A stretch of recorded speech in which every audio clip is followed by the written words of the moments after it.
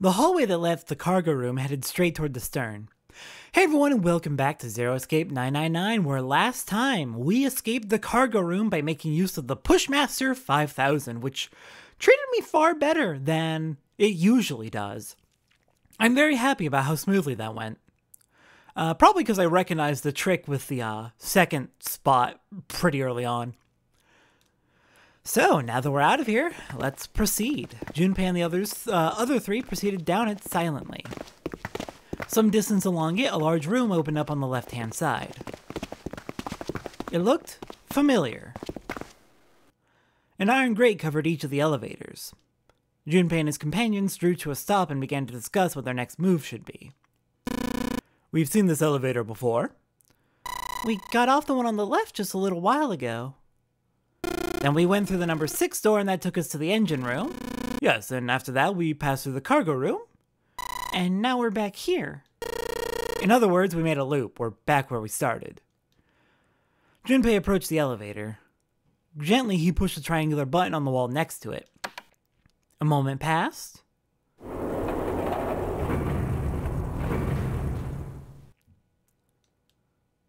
Well then, the elevator door opened.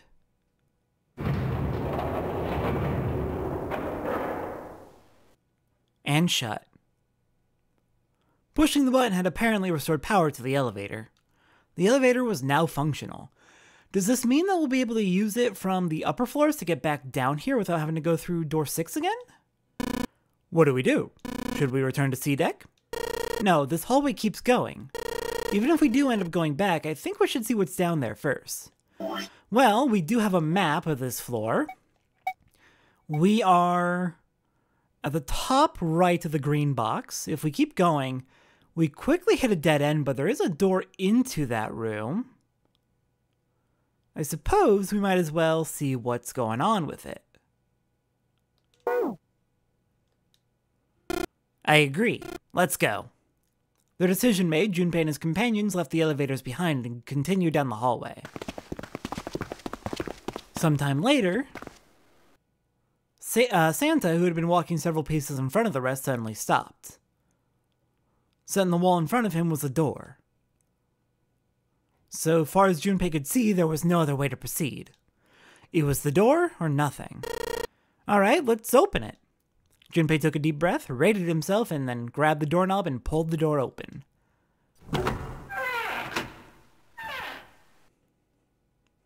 He paused for a moment, then stepped through into the room. And there he saw the number that had hung over their heads since they'd woken up. Number 9. Like the numbers on every other door, this one too was a rough shape made of red paint. Its door was set into the back wall of the room. Junpei leapt toward it with a sudden burst of hopeful energy. It was a large double door, heavy and full of solemn importance. He grabbed hold of the door handle and shook. Nothing, but he hadn't expected it to open. The red sat on the wall next to the door. So now we know where the 9 door is. We can get everyone over here and get through here and get out, maybe? Maybe? Its screen read vacant. Finally, they'd found it.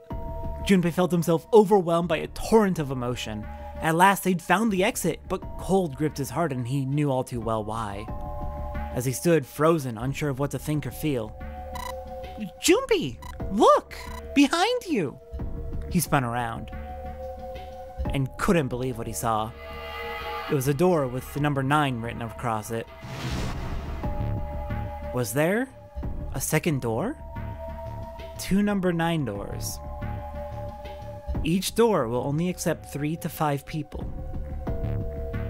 With 5 going through one door and 4 going through the other, assuming everyone had lived up to this point, everyone could make it through both of the 9 doors. With the 9th man dead, that doesn't affect too much for the rest of us, but with Snake dead, at least one person cannot go through the 9 door. At minimum, if we only leave one person behind, it would have to be 7. Why? Junpei's voice was barely audible even to himself. And just to see what exactly is going on here, we do have a map. Unfortunately, most of it is burned. But we can kind of make out what's going on with this door. We came in through the top right, I believe. The big 9 doors on the left side and goes out the left side. The other number 9 door goes out the bottom right and looks like...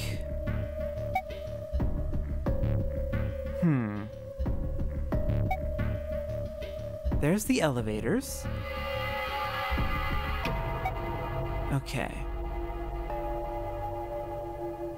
It's hard to tell because of the burn spots on the map, but it looks like both of the 9 doors join up very quickly.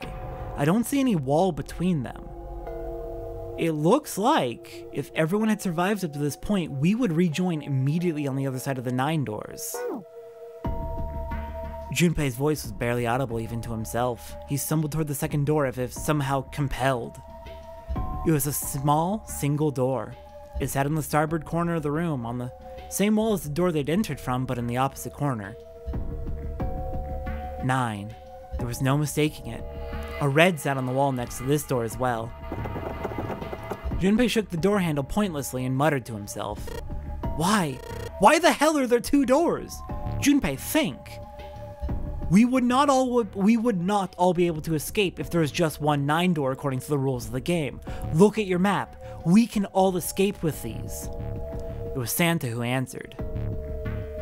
There are always 2 doors. Just think about it. Zero never said there's only 1 door with a 9 on it. It is hidden, but an exit can be found. Seek a way out. Seek a door that carries a 9. Of course, we just assumed that there was only 1. After all, why would there be more than 1? Oh man. Jeez. Junpei was stunned. Zero's trick had been taking him completely by surprise. There were 2 doors. That meant that all 9 people who had met at the central staircase could escape and leave no one behind. Now the reason for the bracelet numbers being 1 to 9 was clear. Divided in 2, the digital root for both teams would be 9. For instance, 1278 and 34569, the digital root for both teams would be 9. Or 2349 and 15678, the digital root would also be 9. There were many other workable combinations, but they all ended the same way, with a digital root of 9. What did that mean? The answer was quite simple. From the very beginning, the nonary game was designed to save all 9 people. Zero hadn't been lying. Zero had never said there was only 1 door. But anyone who'd found themselves in the game would have assumed that that was the case. Fights would have broken out. One team would likely betray or deceive the other. Someone might be hurt. Someone might get killed. But eventually, they would reach the room Junpei now found himself in, and realize the pointlessness of whatever violence they'd visited upon each other. There were 2 doors. No need to kill each other. They'd understand and be appalled, overwhelmed with the guilt at what they'd done. Perhaps that was the purpose of the game. That was how the nonary game was meant to be played. Fortunately, they hadn't started to fight one another, at least not yet. Other than the 2 deaths, which one self-inflicted and the other, we have no idea how Snake died. But if one misstep was made, if the wrong mistakes happened, the stakes would rise and the noose would tighten. The thought of it sent a chill down his spine. So, what are we gonna do, Junpei? A voice broke through Junpei's frantic thoughts. Santa's voice. It brought Junpei back to his senses. No use worrying about the future. He needed to figure out what they were gonna do next. There were 4 people in the room. Ace, Santa, Junpei, and June. Their bracelet numbers were 1, 3, 5, and 6. I can't think of any... No, 1, 3, and 5. 1, 3, and 5 would work. But that would leave... The digital root would be 6. In other words, the 4 of them couldn't open a door with the number 9. But what if there were only 3? Could door 9 be opened with 3 of them? It took him no time at all to determine the answer. There was only one combination of 3 people that would give a digital root of 9. 1, 3, 5 is 9. That would mean... No, we gotta go back. That wasn't a possibility he was willing to consider. Santa and Ace agreed. Yep, I agree. We cannot leave June behind. Junpei let out a breath he hadn't realized he'd been holding. Are you sure? I don't mind staying. June's body betrayed her true feelings. Her eyes were wet with the beginnings of tears and her legs shook. June, all of us can get out of here. We don't have a lot of time left. If we go get everyone else right now, everyone but Seven can get out. It's okay. There's no way we'd leave you behind. Santa had said what Junpei had known the moment he'd realized which three people could go through the door. Besides, I'd rather drown at the bottom of the ocean than escape with this sausage fest. Maybe I'll get to go to Atlanta. Are you sure you don't mean Atlantis? Oh, right.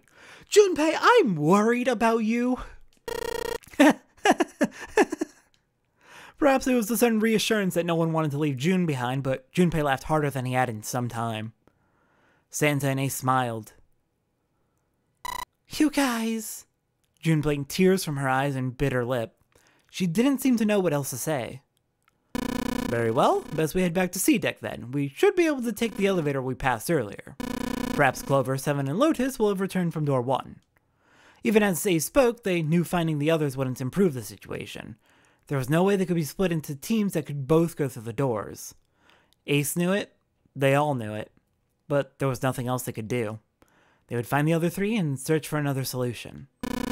Alright, let's go. Ace looked at all 3 of them, then turned and headed through the door.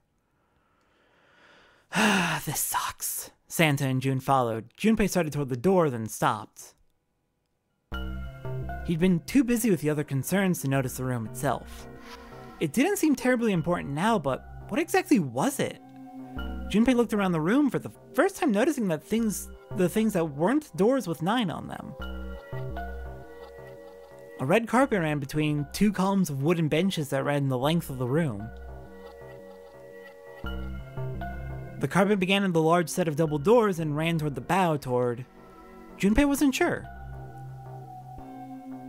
Was it an altar, perhaps? There was a small rectangular alcove at the end of the carpet, and inside the alcove was a raised platform. Resting on top of the platform was a coffin. A coffin? A coffin? What on earth was a coffin doing in a place like that?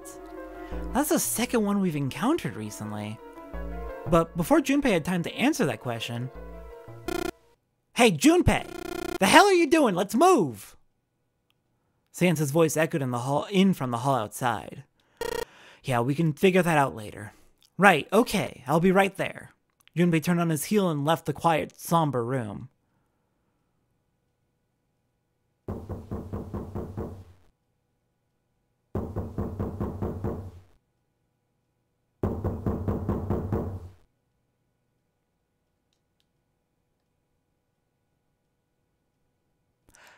Terrifying.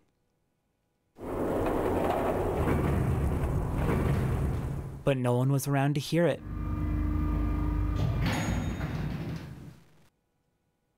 They took the elevator up to C deck. Once there, they headed back toward the main hall and the central staircase. It didn't take them long. Junpei found Seven and Lotus waiting for them. They didn't look happy. What happened? We've got a problem. Clover's gone! Why is Clover gone? Junpei and his 3 companions looked at one another. He turned back to Seven and Lotus. What do you mean gone? Where'd she go? How did you lose her? Santa, Ace, and June had their own questions to ask. When? Why? You 2 went into door 1 with Clover, didn't you? Seven and Lotus responded as best they could.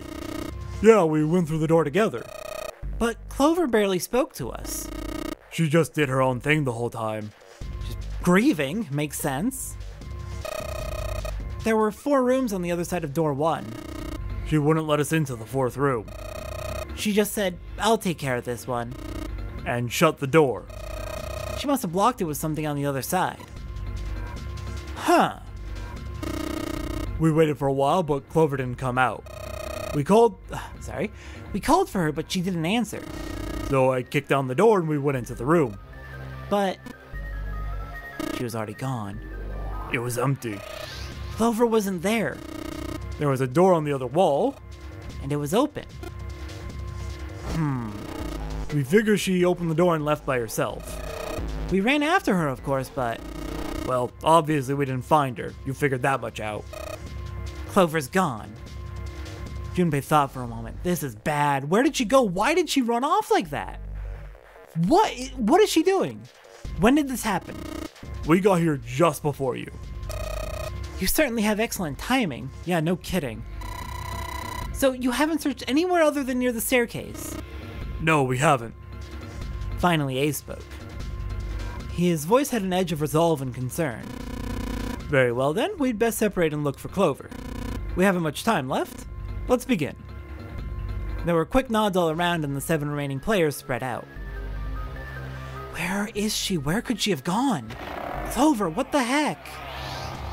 Junpei and June ran into the central hospital room and looked around. She's not here. No, she isn't. They searched a little longer, but with no luck. They couldn't find Clover. Finally, they gave up and left the central hospital room. Maybe she went to... Would she go to her brother's body? That's so fucking gruesome, but if she's grieving, you don't know how someone's going to react in that situation. Slowly, they made their way back to the hallway. At last, they reached the stairs and Junpei spoke. Alright, I'm thinking we should probably split up. I'll head back to the stairs and take the elevator down to E deck. June, you can take the stairs up to B deck. Alright, that sounds good. But, what? Could you stop calling me by that codename when we're alone? Huh?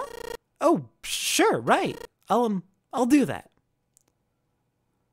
There's a reason Junpei persisted in calling her June even when they were alone. Although perhaps not the best reason. He was embarrassed to call her by the nickname he'd used when they were children. Connie. 9 years ago, it came naturally. After all, they were children. But now that they were adults, it felt strange.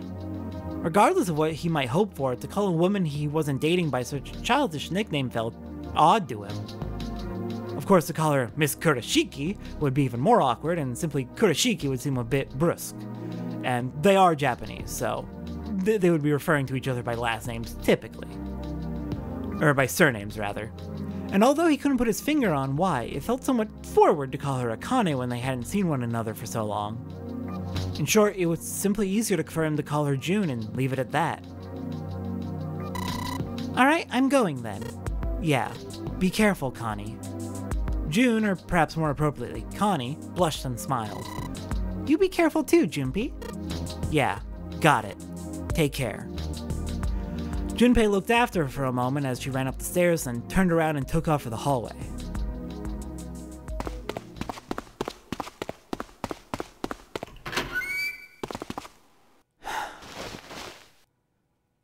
Please, Clover, where are you?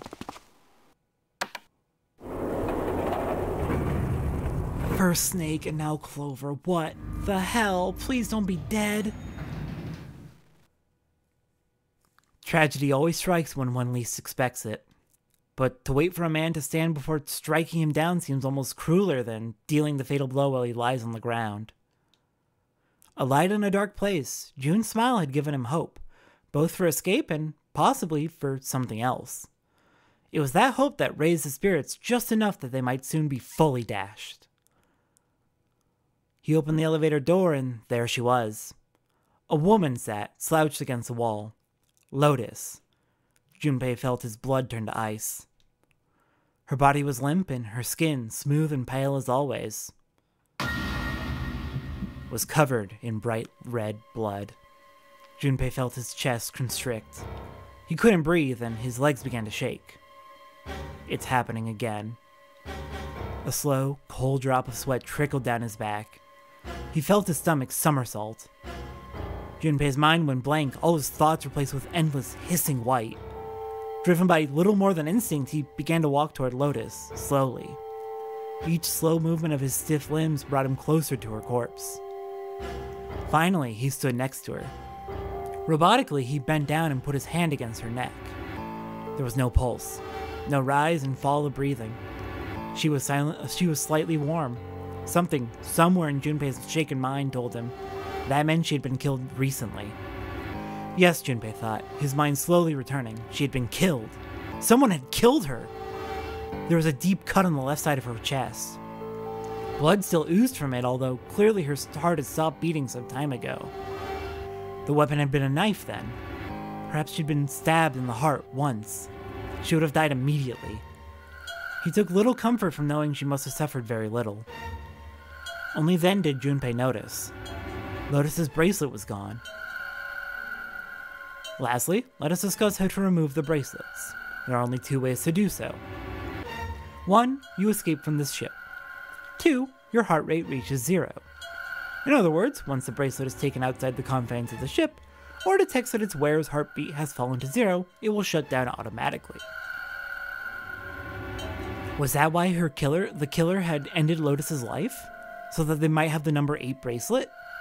If that was true, then the killer was whoever wanted the number 8 bracelet. Or perhaps more accurately, the person who had gained the most by obtaining bracelet number 8. Who is that? Who could benefit the most from the number 8 bracelet? The thought had only just entered Junpei's mind when he heard a noise. A sound like a sharp knife cutting through wet meat. It struck him as strange that the noise would come from inside his own body. A moment later, the pain hit him. It wasn't merely pain. There was heat, extreme heat as well. He felt as though molten iron had been splashed against the side of his body. Finally, his brain made the connection. He had been stabbed. But where? His body was quickly going numb. He couldn't tell where the knife had met his flesh. Given the circumstances, however, he had most likely been stabbed in the back.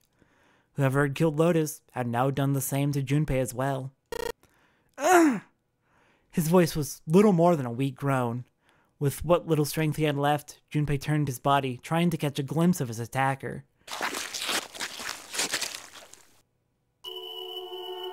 But as he did, the knife dug itself in deeper, twisting viciously. Yeah!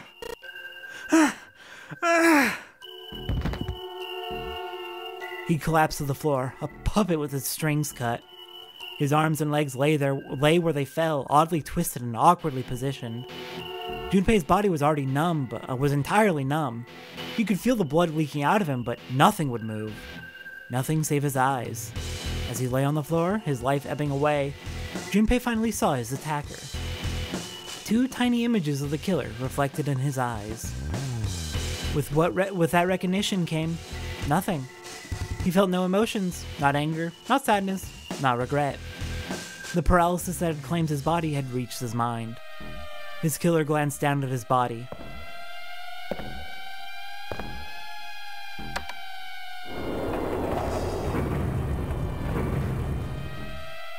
Then, without a word, climbed into the elevator and was gone. His eyesight began to fade. The world grew blurry and began to dissolve into an empty white fog. The fog crept into the edges of his mind and worked inexorably inward. Soon, it swallowed up the last that remained of Junpei's mind, and his consciousness left him. There was nothing more. Into utter emptiness he fell. Into 0. Whatever Junpei had been was gone.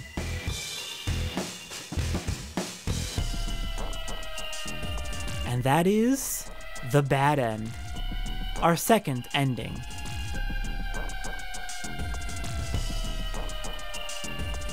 As with the submarine ending, this ending will make perfect sense in due time.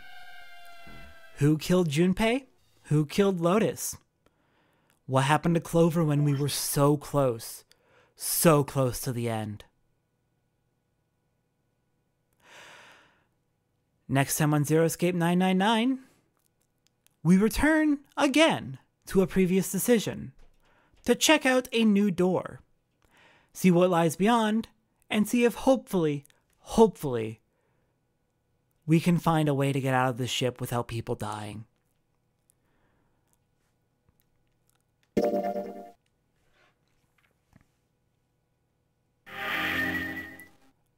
I will see everyone next time for that.